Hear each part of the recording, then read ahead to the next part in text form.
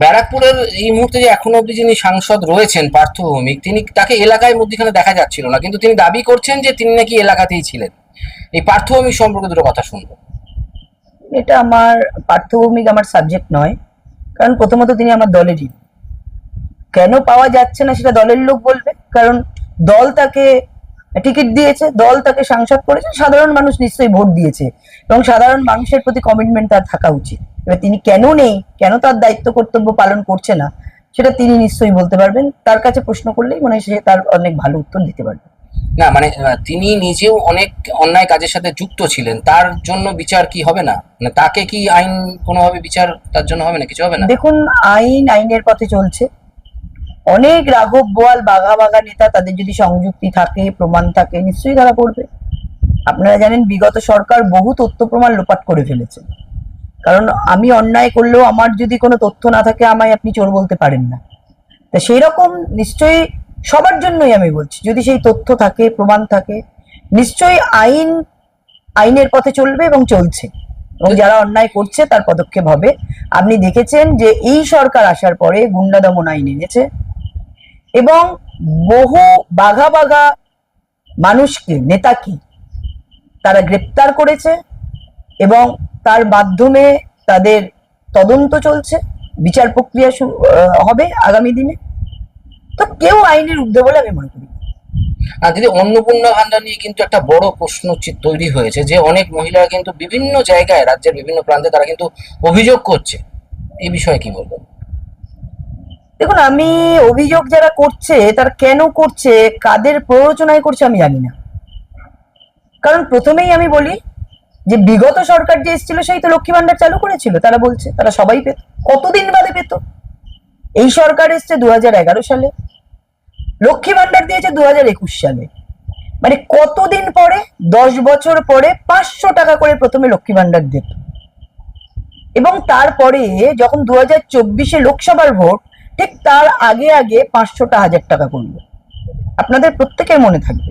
একদম। এবং তারপরে 2024-এর পরে 2026 ভোটের ঠিক আগে 2 মাস আগের থেকে সেইটা 1500 টাকা করলো। মানে সেটা কি ভোট কৌশল ছিল বলতে পারেন? একদমই ভোট কৌশল ছিল। কারণ না হলে ঠিক ভোটের আগে কেন, প্রথম 10 বছরের প্রথম থেকে নয় কেন?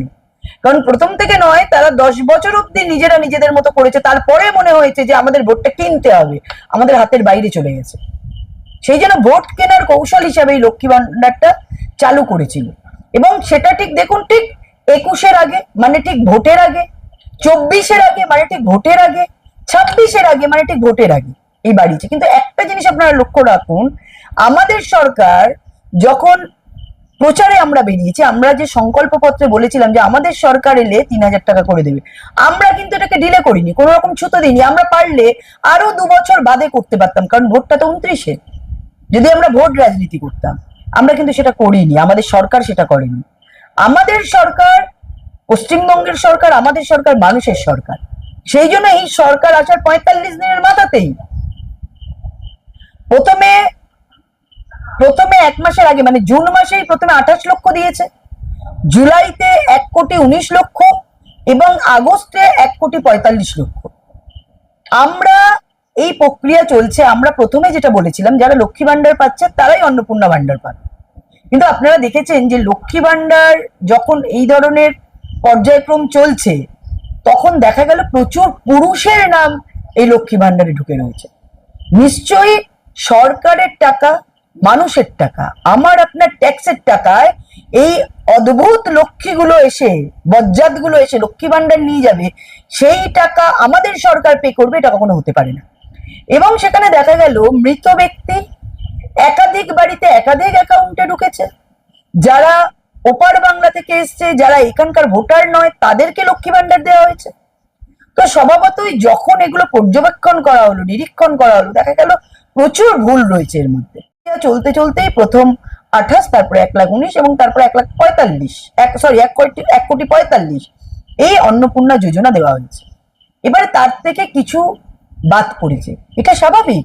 এত বড় এখানে একটা প্রশ্ন থেকে যাচ্ছে দিদি, যে যারা বিজেপি করতো সত্যি, তারা কিন্তু অনেকেই আছে যে তারা মানে লক্ষ্মী ভান্ডার সেই সময়তে অ্যাপ্লাই করতে পারেনি বা তাদেরটা করতে দেওয়া হয়নি। একদম। তাহলে তাহলে তারা কি এখন অন্নপূর্ণা ভান্ডার নতুন করে অ্যাপ্লাই করতে পারবে না? দেখুন, আমরা বলেছি বিজেপি, তৃণমূল, সিপিএম, কংগ্রেস নয়। না না, যারা পাওয়ার যেটা সরকার উপযুক্ত, বলেছে, বর্তমান সরকার যেটা বলেছে, যারা লক্ষ্মী ভান্ডার পেতো তারাই পাবে।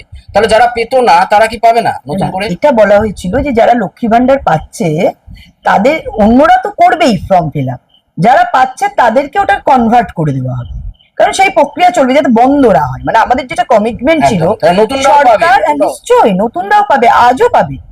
মানে এই যে প্রক্রিয়া চলছে, আগামী দিনে আবার পোর্টাল খুলবে, কারণ যারা অলরেডি কন্টিনিউ প্রসেসের মধ্যে রয়েছে, যারা পায়নি, এরকম 15 লক্ষ 18 লক্ষ রয়েছে, তাদের এই প্রসেসিং এর মধ্যে যারা যারা পাওয়ার যোগ্য তারা পাবে, তাদের কাছে আবার ডিসবার্স হবে টাকা, এবং তারপরে আবার পোর্টাল খুলবে এবং নতুন করে যারা পায়নি আবেদন করতে পারবে।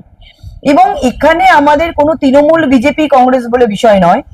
আপনারা জানেন এইবারেও অন্নপূর্ণা যোজনা ম্যাক্সিমামই যারা তৃণমূল করতো তারাই পেয়েছে, কারণ লক্ষ্মী ভান্ডারের পুরোটাই তো কনভার্ট হয়েছে, বিজেপির পায়নি। এবং যারা এই যে আন্দোলন করছেন, এটাও একটা পেছন থেকে, কারণ 3 মাসের মধ্যে সরকার যা করেছে সেটা সবারই অভিবাদন দেওয়ার কথা মাননীয় মুখ্যমন্ত্রী, রাজ্য সরকারকে।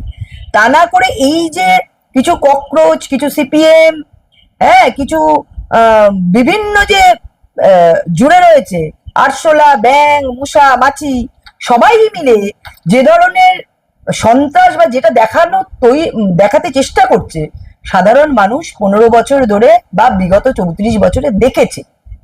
তারা ভুক্তভোগী, কিভাবে শোষণ করতে হয়, কিভাবে শাসন করতে হয়, কিভাবে সরকার আইনের শাসন প্রতিষ্ঠিত না করে সরকারের আইন, মানে তৃণমূলের আইন প্রতিষ্ঠা করেছিল, সেটা সবাই জানে কিভাবে প্রশাসনকে ব্যবহার করা হয়েছে। সেই জন্য মানুষ এদের এই সাজানো গল্পে ভুলবে না, মানুষ রিয়েলাইজ করছে এবং আগামী দিনে তার উত্তর দেবে। শেষ দুটো প্রশ্ন, একটা প্রশ্নে যাব, যেটা গত পরশুদিন দেখা গেল জুন মালিয়াকে মাননীয় মুখ্যমন্ত্রীর বাবার কাছে দেখা করেছেন তিনি, এবং তার কাছ থেকে আশীর্বাদও নিয়েছেন, প্রণাম করেছেন পায়ে হাত দিয়ে। এটাকে কি চোখে দেখবেন? না, দেখুন, কেউ যদি আমার বাড়ি আসে, এখন ধরুন আমার বাড়িতেই কেউ এলো, আমি কি তাকে বের করে দেবো? আমি তার সাথে কথা বলবো, চা খাবো, বসতে বলবো, সৌজন্য সাক্ষাৎকার করবো, এটাই তো শেখায়, এটাই তো ভারতীয় সংস্কৃতি।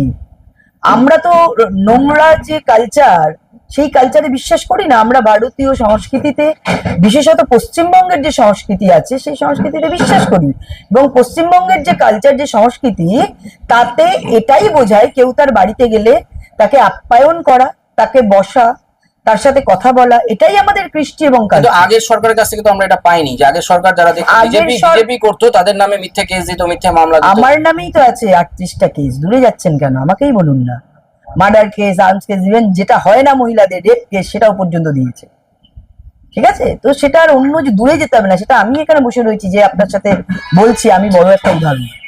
তো সেই জন্য আমি বলবো যে বিগত সরকার যেটা মানুষকে দেখিয়ে দিয়ে গেছে, যেটা বুঝিয়ে দিয়ে গেছে, ভারতীয় জনতা পার্টি, অর্থাৎ বর্তমান যে পশ্চিমবঙ্গের সরকার চলছে, এই সরকার সেই কৃষ্টি কালচারের সংস্কৃতিতে বিশ্বাস করে না। আপনার নামে যে 38টা কেসের কথা আপনি বললেন, তার যে অন্যতম কাণ্ডারি, তার জন্য কোনো শাস্তি তোলা থাকবে না? দেখুন, পুলিশ প্রশাসনের মাধ্যমে যারা কেসগুলো করিয়েছিল সেই টাইমে, নিশ্চয়ই সে বিষয়ে নেতৃত্বরা দেখবেন, এবং যারা যারা এই ধরনের কাজ করেছেন তাদের আগামী দিনে যেভাবে ব্যবস্থা নেওয়া উচিত আইনের দ্বারা, সেভাবে ব্যবস্থা নেবে।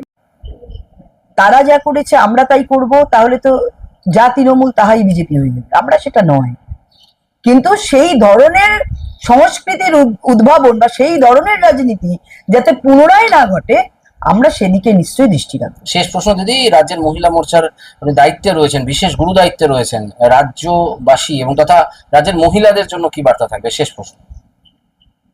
দেখুন, আমি রাজ্যের সমস্ত মহিলাদের জন্য বলবো, বর্তমান সরকার মানবিক সরকার। আমিও ধন্যবাদ জানাই আমাদের মুখ্যমন্ত্রীকে, একেবারে আদরণীয় মুখ্যমন্ত্রী, আমাদের পশ্চিমবঙ্গের গর্বের মুখ্যমন্ত্রী, যিনি 100 দিনের মধ্যে বিভিন্ন স্তরে সমস্ত রকম কাজ ইমপ্লিমেন্ট করার চেষ্টা করেছেন এবং কাজ করে দেখিয়েছেন। এবং খুব সত্তর। আমি বলবো ভোটের রাজনীতি ভারতীয় জনতা পার্টি যেরকম করেন না, সেরকম এই রাজ্যের সরকারও করে না। সেই জন্য সরকার আসার পরেই অন্নপূর্ণা যোজনা দেওয়ার প্রক্রিয়া শুরু করেছেন। হয়তো আপনাদের অনেকে এই প্রক্রিয়া থেকে একটু দূরে রয়েছেন, কিন্তু আপনাদের চিন্তা নেই, যারা যোগ্য তারা কেউ এই অন্নপূর্ণা যোজনার থেকে বাদ যাবেন না। এটা আমার কমিটমেন্ট নয়, এটা মাননীয় মুখ্যমন্ত্রীর কমিটমেন্ট, এবং সেটা আমিও আমার মুখ্যমন্ত্রীর হয়ে আপনাদের কাছে কমিটমেন্ট করলাম, কারণ আমি জানি মুখ্যমন্ত্রী কথা দিয়ে কথা রাখেন। এই মুখ্যমন্ত্রী মানবিক মুখ্যমন্ত্রী, সেই জন্য আপনারা ব্যস্ত হবেন না, উদ্বেগ করবেন না, কারোর প্ররোচনায় পা দেবেন না।